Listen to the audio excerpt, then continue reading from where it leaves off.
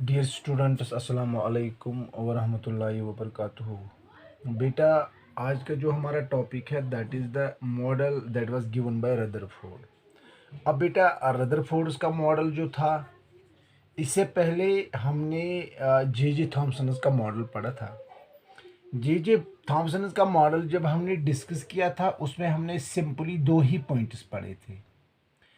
उसने अपने पहले पॉइंट में क्या कहा था कि जो एक एटम होता है ये एक पॉजिटिवली चार्जड स्फीयर होता है and in which electrons are distributed, or we can say that electrons are embedded. And second इसने क्या कहा था, सेकंड पॉइंट इसने कहा था कि जो जे जे थॉमसन था उसने कहा the magnitude of protons and electrons are equal, so an atom is electrically neutral. ये ऑलरेडी बेटा मैंने आपके साथ लास्ट टीचमेंट ए पे मैंने आपके साथ ये डिस्कस किया है। उसके साथ साथ मैंने आपको कुछ लिमिटेशन भी बताई है कि जो जे जे थॉमसन का मॉडल था that was not explain the stability of an atom. उसने एटम की स्टेबिलिटी को एक्सप्लेन नहीं किया, दैट इज़ वाई उस मॉडल को डिस्कार्ड किया गया है। आफ्टर दैट तो बेटा सेकंड मॉडल जो आपके सिलेबस में है that was the model that was given by Rutherford. अब जो रदरफोर्ड बेटा था, इसने एक एक्सपेरिमेंट किया था। उस एक्सपेरिमेंट को हम कहते हैं रदरफोर्ड स्कैटरिंग एक्सपेरिमेंट।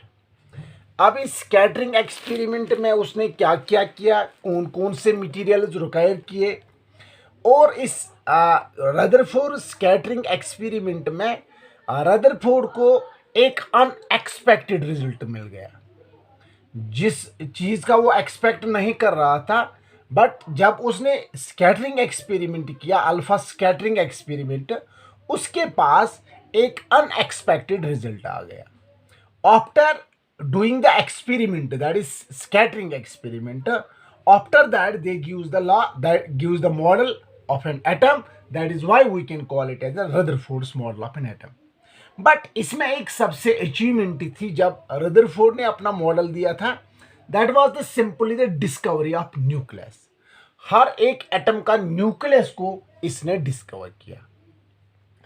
अगर हम बेटा देखेंगे जो रदरफोर्ड था 1911 में बेटा इसने अपना एक्सपेरिमेंटल वर्क किया। अब जो इसने बेटा एक्सपेरिमेंटल वर्क किया, इस पे उसको कुछ रिक्वायरमेंट्स की जरूरत थी। इसने बेटा अपने एक्सपेरिमेंट के लिए पहले उसने गोल्ड मेटल लिया, heavy metal, that is gold metal. Gold metal लिया, उसको हम सिंपली गोल्ड फॉयल कहते हैं। गोल्ड फॉयल एक थिन शीट बनाया, क्योंकि गोल्ड जो है सबसे मेलेबल एंड डक्टाइल मेटल है। तो इस हेवी मेटल को इसने अपने एक्सपेरिमेंटल वर्क के लिए यूज किया है। इसके साथ साथ उसने alpha particles, alpha doubly charged particles come from the helium, these particle were उसने अपने एक्सपेरिमेंट के लिए गोल्ड फाइल लिया। उसके साथ साथ उसने बेटा अल्फा पार्टिकल्स, इसीलिए हम इसको अल्फा स्कैटरिंग एक्सपेरिमेंट भी हम बेटा कहते हैं। इसके साथ साथ उसने बेटा एक जिंक सल्फाइड की स्क्रीन भी ली, जिंक सल्फाइड की स्क्रीन ली, ताकि जब बेटा अल्फा पार्टिकल्स उस गोल्ड फाइल पे स्कैटर हो जाएंगे, वहां पे बेटा उस जिंक सल्फाइड की जो स्क्रीन थी, ताकि उसको एक अपना रिजल्ट वहां पे ऑब्जर्व हो जाएगा। अब बेटा इसने क्या किया, आपका मैं सिंपली यहाँ पे एक डायग्राम के जरिए मैं आपको बेटा सिखाऊंगा।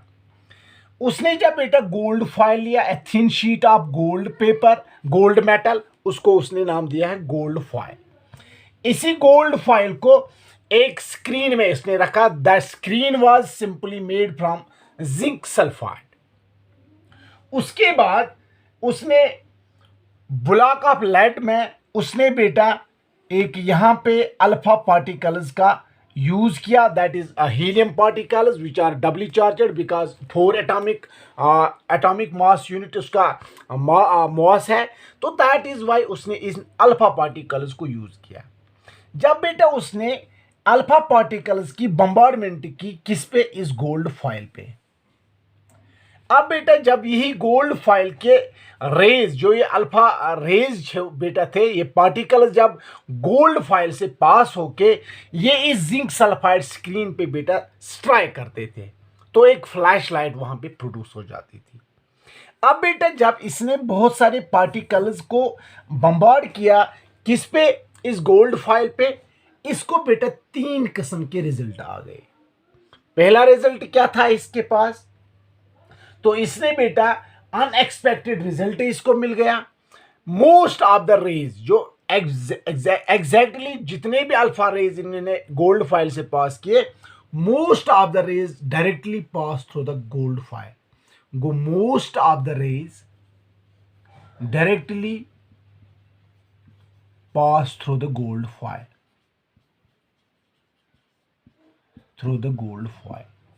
गो इसका मतलब ये है बेटा बहुत सारे अल्फा पार्टिकल्स जो थे, ये जो अल्फा रेज थे बेटा, 99% rays were directly pass through the gold foil. अब बेटा सेकंड इसने क्या देखा, some of the alpha particle were deflected, some alpha particles, कुछ अल्फा पार्टिकल्स बेटा वायर डिफ्लेक्टेड। ये इसका दूसरा रिजल्ट था। वो उसने जब अपना एक्सपेरिमेंट किया, अनएक्सपेक्टेड रिजल्ट आ गया। मोस्ट ऑफ द रेज जो है डायरेक्टली पास हो गए गोल्ड फॉइल से। सेकेंडली इसने ऐसे भी कुछ पार्टिकल्स अल्फा पार्टिकल्स देखे जो बेटा गोल्ड फॉइल से पास होके but they were somewhat deviated, वो डिफ्लेक्ट हो गए थे। इसके साथ साथ कुछ एंगल यानी 60% एंगल या 30 डिग्री एंगल, इन एंगल से ये बेटा कुछ पार्टिकल्स डिवेट हो गए। इसके साथ साथ बेटा some of the alpha particles were reflected back. अब बेटा सम अल्फा पार्टिकल्स, कुछ ऐसे भी पार्टिकल्स, कुछ ऐसे भी रेज, दे वायर डिफ्लेक्टेड बैक। ये मैंने इसका मतलब ये है कुछ रेज उनको सिंपली बेटा वहां पे वापस आ गए। वो that means most of the rays directly pass through the gold foil, some of the rays were deflected, अगर ऐसे चल रही तो डिफ्लेक्ट हो जाती है, डिविएशन दिखा रहा है, and some of the rays were bouncing back. और बेटा कुछ ऐसे भी रेज थे जो डायरेक्टली बेटा इस गोल्ड फॉइल से वापस आ गए। ये इसका एक एक्सपेरिमेंट था और इसके पास ये तीन किस्म का रिजल्ट आ गया। ये जो ऑब्जर्वेशन एक रदरफोर्ड ने जब इन ऑब्जर्वेशन को देखा कि most of the rays directly pass through the gold foil, some alpha particles या some of the rays were deflected to some angle, कुछ एंगल के हिसाब से वो डिवेट हो गए, and some of the alpha particles या सिंपली रिफ्लेक्टेड बाउंसेड बैक हो गए। तो दैट मीन्स ये जो ऑब्जर्वेशन रदरफोर्ड ने बेटा, इनको आप राइट डाउन करोगे, ये जो पॉइंट्स मैंने ऑलरेडी लिखे हैं यहाँ पे, आपके जो स्टडी वर्क है, स्टडी मटेरियल है, उस पर भी बेटा हो गया। इसके साथ साथ अब बेटा ये जो तीन अनएक्सपेक्टेड रिजल्ट इसके पास आ गए रदरफोर्ड के पास। अब रदरफोर्ड ने इन्हीं ऑब्जर्वेशन को देखकर उन्होंने अपना मॉडल दिया है। अपने मॉडल में इसने क्या कहा है कि इसीलिए बेटा बहुत सारे रेज डायरेक्टली पास हो गए किसमें, गोल्ड फाइल में। तो इसीलिए उसने क्या कहा कि most of the sufficient space present in an atom is empty. वो सिंपली इसका जो पहला पॉइंट था, most of the space present in an atom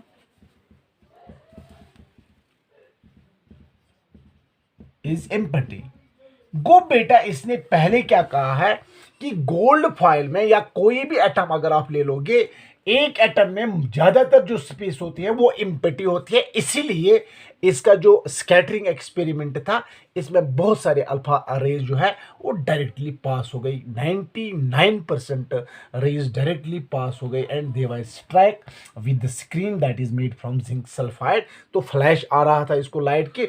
इस तरीके से इसने पहले अपने मॉडल में ये कहा कि most of the space which is present in an atom is empty, because जब उसने स्कैटरिंग एक्सपेरिमेंट किया, बहुत सारे पार्टिकल्स, बहुत सारे अल्फा रेज जो है वो डायरेक्टली पास हो गई गोल्ड फाइल से। अब जो बेटा इसका सेकंड पॉइंट जो था कि कुछ पार्टिकल्स बेटा इसने कहा कि some of the rays were deviated and कुछ रेज इसने देखा कि वो डिवेशन दिखा रहे थे, डिफ्लेक्शन दिखा रहे थे। अब डिफ्लेक्शन क्यों दिखा रहे थे? तो इसने क्या कहा, ये इसीलिए बेटा डिफ्लेक्ट हो रहे थे। इसने कहा कि small space present in an atom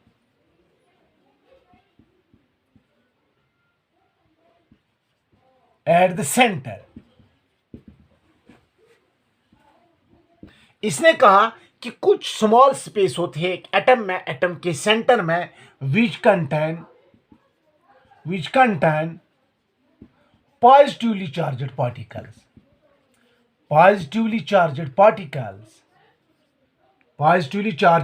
particles.